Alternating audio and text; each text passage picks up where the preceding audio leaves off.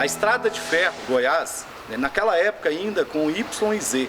Em 1911 chega em território goiano, 1913 já tem a primeira estação inaugurada, no início da década de 20 já tem mais de 100 quilômetros de estrada de ferro.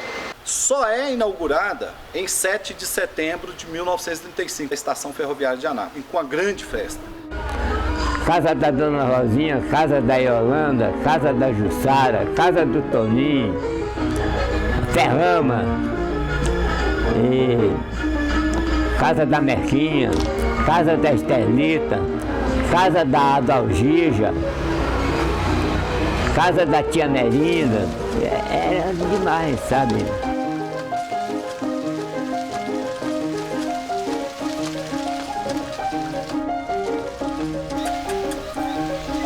Meninas, agora vamos para Anápolis e lá está correndo tempo.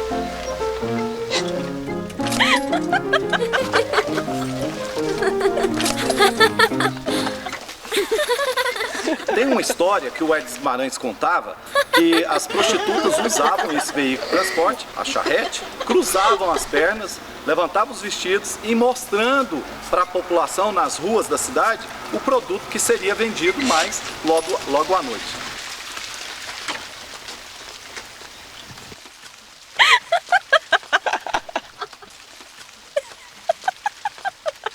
Ei, Anápolis!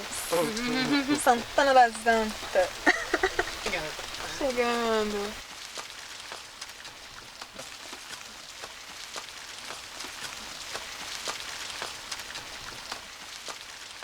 A caixa d'água era o nome que usaram da caixa d'água, porque o puteiro era próximo à caixa d'água. Então os homens não falavam que ia lá no puteiro, não, lá na caixa d'água. Eu acho que um dos maiores puteiros do estado de Goiás era aqui em Anápolis.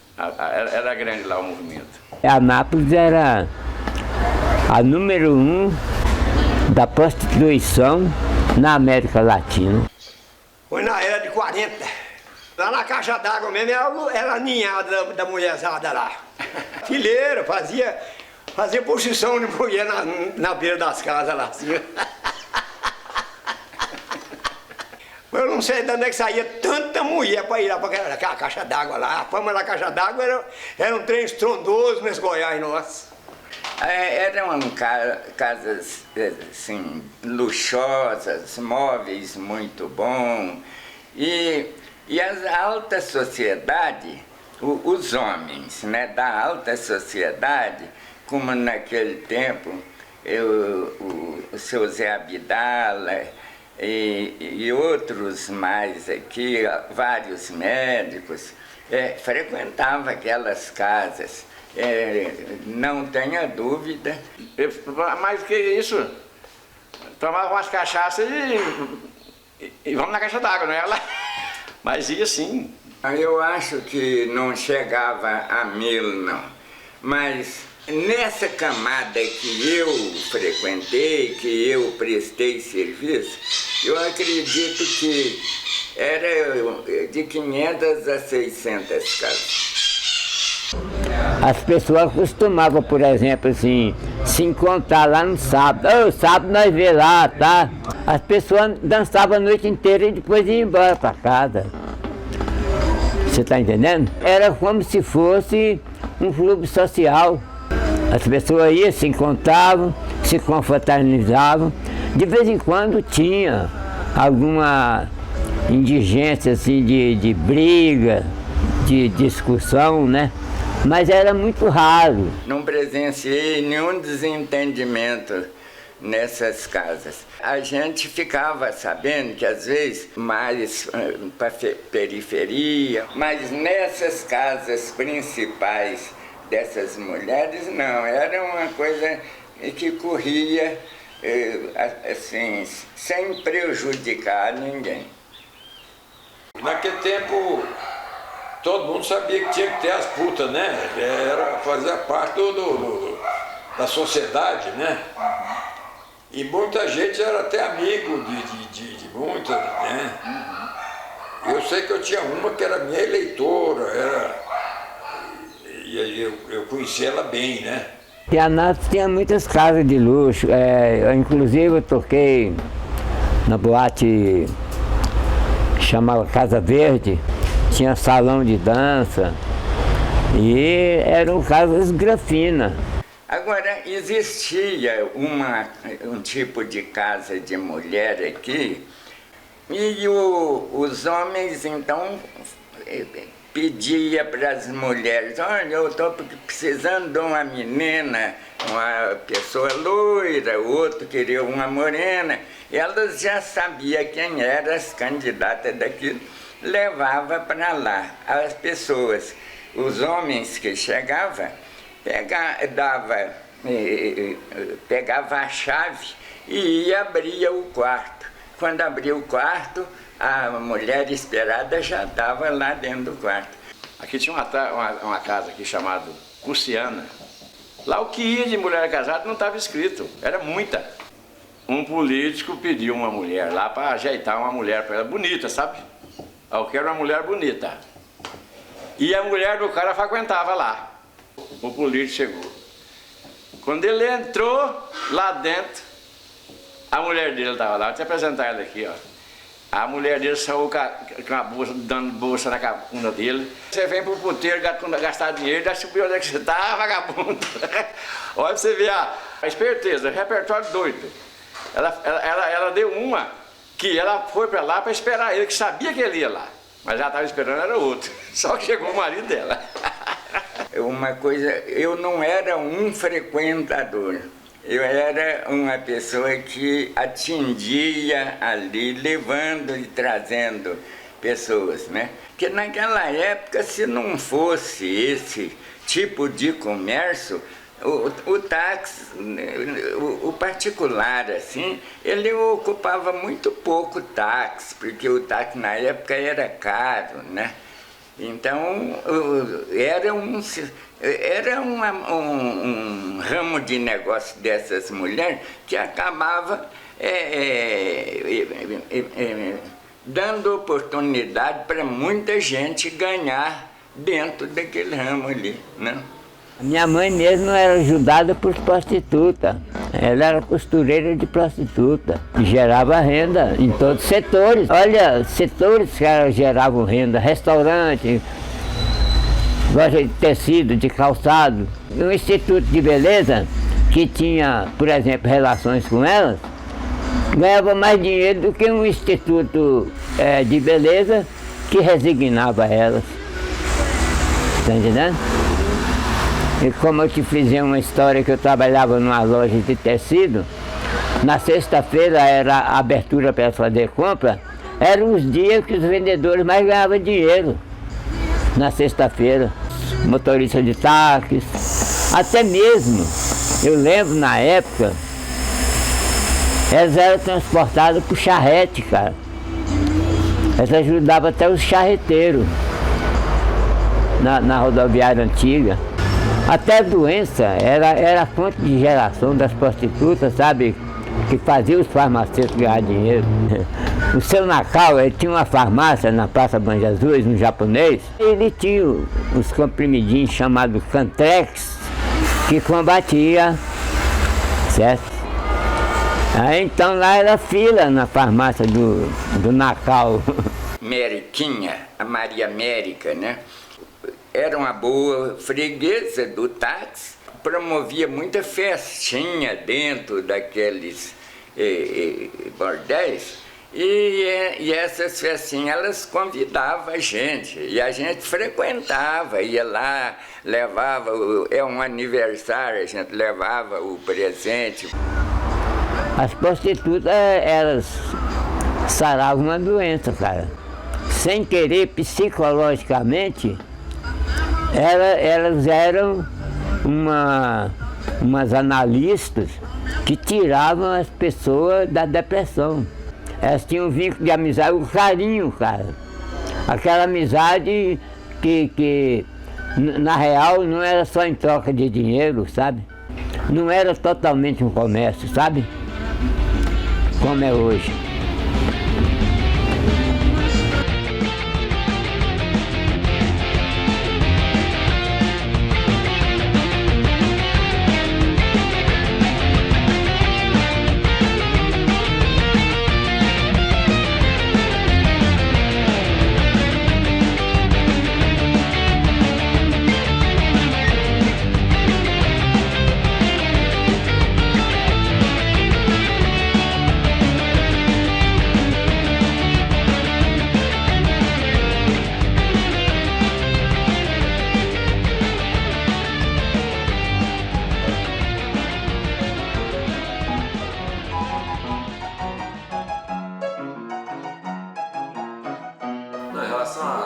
ferro é uma história extremamente longa, literalmente longa, né? Porque acho que os planejamentos começaram ainda na época do Império. Tanto que acho que o traçado inicial da ferrovia era entrar lá, por onde entrou lá, a região lá, a partir de Araguari, em Minas, né? E a ideia inicial era chegar até Araguaia, passando pela cidade de Goiás e tudo mais. Só que a ferrovia só vai chegar por volta de 1911 em Goiás, vai demorar, para você ter uma ideia, só vai chegar em Anápolis só em 1935. Demorou tanto que nesse período aconteceu a Revolução de 1930, foi transferido todo o poder, já tinha começado o início da construção de Goiânia, então já não fazia mais sentido ir até Goiás. É possível você vincular até mesmo, né, os picos de progresso que essas cidades, essa parte sul que liga Goiás a Minas, né, teve com relação à ferrovia. O trilho avança, entra em Goiás, para lá em Ipameri. Ipameri se torna uma cidade progressista, vai receber o batalhão de caçadores, vai receber uma série de outras instalações, inclusive banco, uma estrutura comercial, os primeiros clubes para reunir a alta sociedade, o primeiro jockey club, o primeiro cinema, os primeiros bares, salões, cafés, as primeiras manifestações de uma vida urbana, moderna, de uma vida urbana, né, de uma mudança cultural que estava se afirmando, né. Em Ipameri, juntamente com esse influxo de progresso, né, chega também os cabarés, chega também as zonas de prostituição. Tem um livro do Lindolfo Emiliano dos Passos chamado Goiás de Ontem, onde ele relata memórias militares e políticas. Ele conta a história da transferência do batalhão de caçadores para Ipameri. Ele faz um relato muito interessante sobre uma área de Ipameri chamada As Mariposas, que ele fala sobre as mulheres, né, as prostitutas que trabalhavam lá. Ele faz uma gradação dos prostíbulos, relacionando a patente dos militares à beleza das moças, né? O B1, o B2 e o B3. B1 para alta patente, B2 para média patente e B3 para os recrutas, para aqueles que estavam ali começando, né? Som baixo. E ele faz um relato que é muito interessante a respeito das mulheres que chegavam lá, sobretudo essas mulheres mais bonitas, mais requintadas, né? Ele diz que uma dessas mariposas principais, as mariposas principais, elas vinham principalmente de Minas, e que eram mulheres brancas, bonitas, educadas e com hábitos refinados, né? Igual Ipameri, quando fundou o primeiro exército, o que o exército tem lá, então lá tinha um apelido assim, né? Mulherada, soldado, certo? Cada esquina tinha 4 soldados e tal, aquelas piadinhas que tem, né? Ainda antes da chegada da ferrovia, Ipameri já era dotado de energia elétrica, já uma pequena usina que já tinha Ipameri. E com a chegada da ferrovia em 1913, aí foi chegando outras melhorias, né? Que o desenvolvimento da cidade. Logo veio a primeira agência do Banco do Brasil do estado de Goiás, foi aqui em Ipameri. Veio a primeira companhia telefônica também, primeiro do estado. E várias outras coisas, né, que Ipameri foi sendo pioneiro. O primeiro a ter cinema, pelo fato, né, da facilidade das fitas chegarem por ferrovia, né? Um prédio muito moderno, né, pela época, né? O Cine Teatro Estrela. Porque tinha que o Jockey Club, é um clube frequentado pela alta sociedade, e o mais importante do Jockey Club, porque ele tinha um hipódromo. No Jockey Club, no seu período mais áureo, veio grandes artistas aqui, a Ângela Maria, Nelson Gonçalves, assim que a gente tem mais conhecimento. Então tinha um glamour muito grande. Segundo as pessoas mais antigas que a gente teve contato, né, vários locais aqui em Ipameri, tinha, na época eles falavam zona boêmica, né, boêmia, e são várias denominações que eles davam, né, mas que tinha bastante aqui na cidade. Inclusive, essa rua mesmo aqui que eu moro, que é uma rua central, segundo consta, era tudo prostíbulo aqui. Aquele charme aqui de Ipameri, chamado a sala de visita do estado de Goiás, as coisas foi caindo mais assim numa coisa mais comum, né? Foi acabando, né? E desapareceu tudo.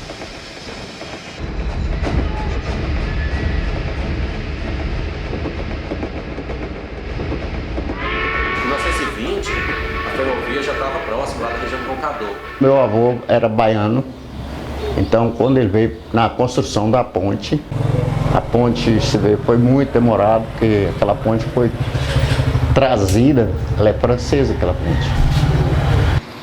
Porto do Roncador, a gente sabe que até 1917 os filhos chegavam até ali, mas o que acontecia aqui naquele período não tem. Temos alguns registros, o professor Jaci Siqueira detalha algumas questões disso, e ele fala sobre as dificuldades, principalmente o que ele foca é a dificuldade com que as pessoas viviam naquele local, com as doenças, com o medo e a insegurança. O trem vinha só até ali, naquela estação, aí todo o material que ia para Anápolis e daquelas regiões era descido ali e transportado de carro de boi. Foi destruído tudo, né? Mas tinha muitas casas. Ali eu alcancei ali com 50 casas, mais ou menos. 50 residências. Tinha pensão, né, para hospedar as pessoas, paravam. O carro até que podia atravessar o barco, lá em Roncador, né? Elas iam fazer visita para os carreiros e tal, coisa. As mulheres daqui iam fazer visita para os carreiros, porque elas sabiam que ele era um ponto que ele não ia atravessar naquele mesmo dia. Em 1922 foi construída a ponte e quando chegou aqui, né, começou a ponte em 1914, aí quando chegou aqui já tinha uma pequena, assim, pequena cidade. Um movimento também de zona estranha que chamava, né? Então os caras saíam lá de Roncador cansados, né? Carregavam o carro e vinha para ir para cá com sal, calçados, roupa. Aqui da história da prostituição aqui em Pires do Rio, que a gente sabe contar, é que existe uma primeira rua com o nome de Rua do Fogo. Algum lado da história alega ter ela recebido esse nome de Rua do Fogo pelo pernoitamento dos carreiros que ali mantinham e faziam os fogareiros. No outro lado fala sobre 2 ou 3 cabarés barreados que se encontravam erguidos naquela localidade também. Não, porque tinha mulheres, o tanto de mulher que tinha ali.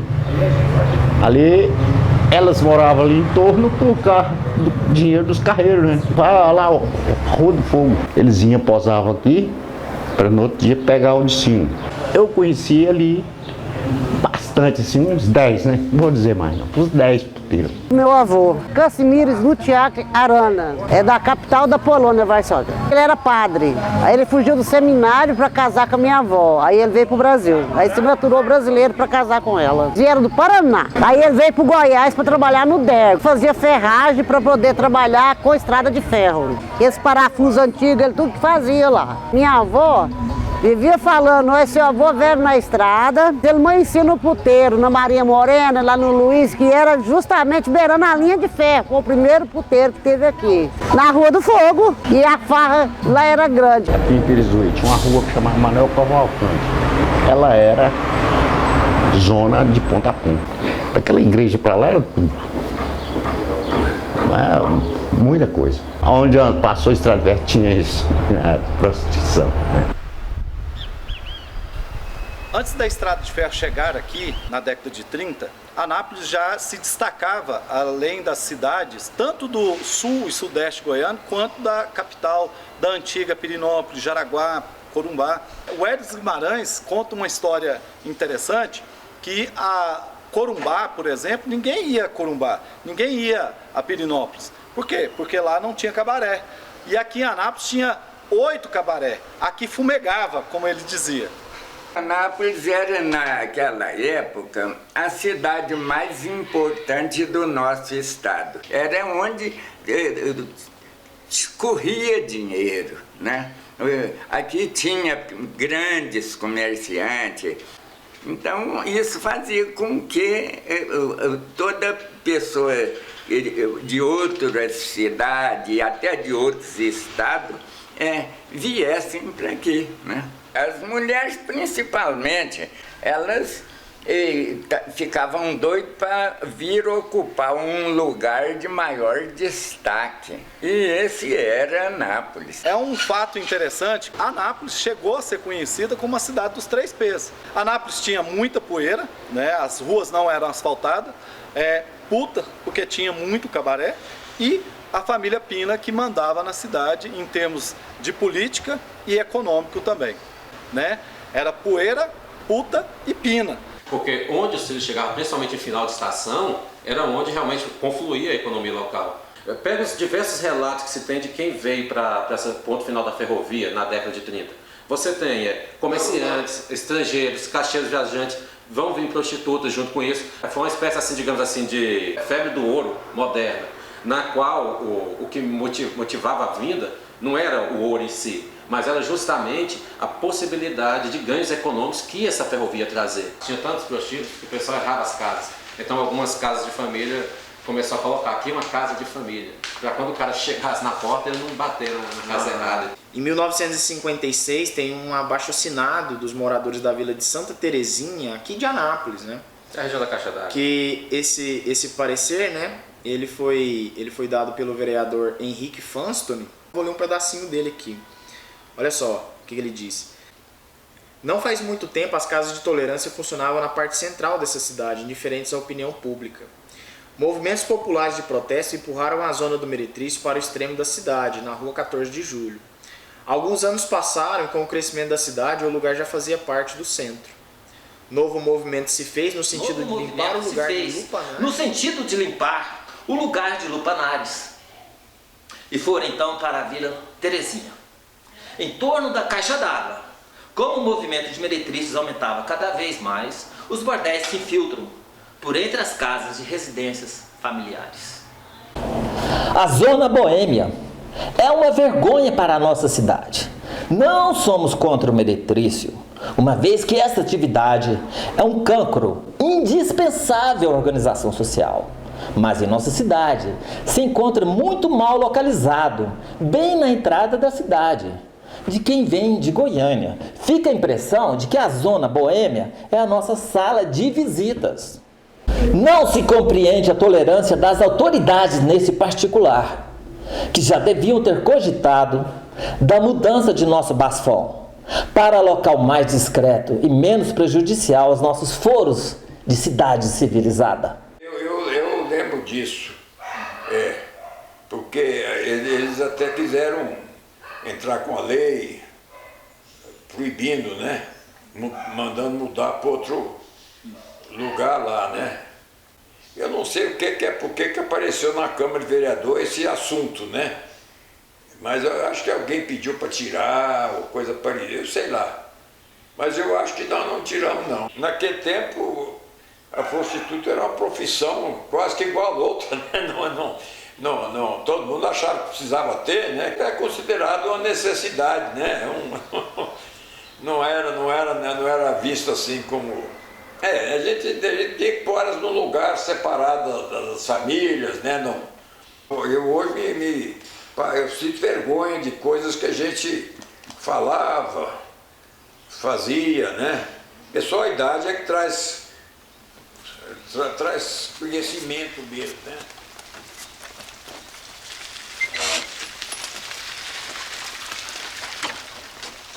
E depois de Anápolis, para onde nós vamos?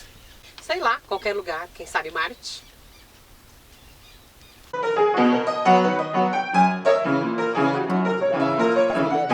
Mulheres pelo vício e pelo despudor se apresentam quase desnudas à luz meridiana do sol. E os homens e mulheres exibem a sua embriaguez e a sua impudicícia sem o menor respeito aos que passam. O mal se prolifera assustadoramente em